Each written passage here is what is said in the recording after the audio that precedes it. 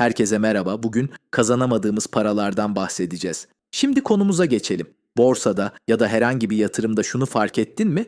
Çoğu insan fiyatlar yükselirken alır, düştüğünde satar. Yani tam olarak olması gerekenin tersini yapar. Peki bu bir bilgi eksikliği mi yoksa başka bir şey mi? Bugün bu videoda yatırımcıların neden yanlış zamanda alıp sattığını grafiklerden değil, insan beyninden yola çıkarak açıklayacağız. Üstelik bunu kişisel yorumlarla değil, akademik çalışmalar ve bilimsel verilerle ele alacağız. Yatırım dünyasında yaygın bir inanış vardır. Doğru bilgiye sahip olursam doğru karar veririm.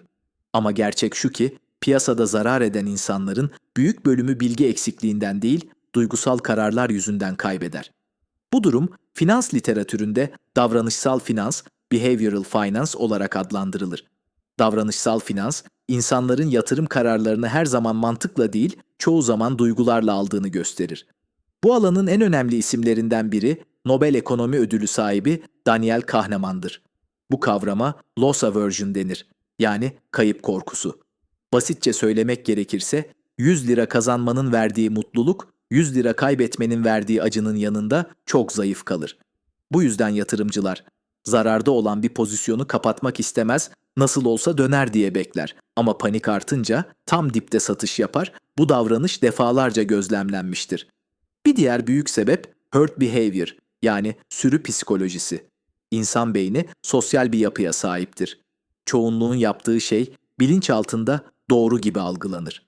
Piyasalarda bu şu şekilde görülür. Herkes konuşuyorsa alım artar, sosyal medyada aynı hisse övülüyorsa güven yükselir. Fiyat yükseldikçe korku değil, özgüven artar. Ama işin ironik tarafı şudur. Sürü en kalabalık hale geldiğinde piyasa genelde doygunluğa ulaşmıştır. FOMO, yani Fear of Missing Out.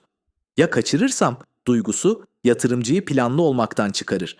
Bu noktada artık analiz değil, hikaye konuşur, rasyonel karar değil, heyecan baskın olur, risk yönetimi tamamen devre dışı kalır.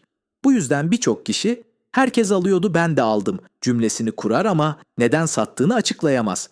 Piyasalarda düzeltme dediğimiz hareketler aslında sağlıklıdır. Ama hazırlıksız yakalanan yatırımcı için düzeltme tehdit gibi algılanır. Oysa tarihsel veriler şunu gösterir. Düzeltmeler geçicidir. Panikle satış yapanlar genellikle zararı realize eder. Sabırlı olanlar ise aynı hareketi fırsata çevirir. Buradaki fark bilgi değil, psikolojik dayanıklılıktır. İnsanlar yanlış zamanda alıp satar çünkü. Kaybetmekten aşırı korkarlar, çoğunluğun kararına güvenirler, duygularını yönetemezler. Bu yüzden yatırımda en zor şey, piyasayı değil, kendini yönetmektir. Finansal okuryazarlık sadece bilgi değil, davranış farkındalığıdır. Eğer yatırım kararlarını anlamak istiyorsan, önce grafikleri değil, insan davranışlarını incelemelisin. Çünkü piyasa hareket eder ama insan hataları tekrar eder.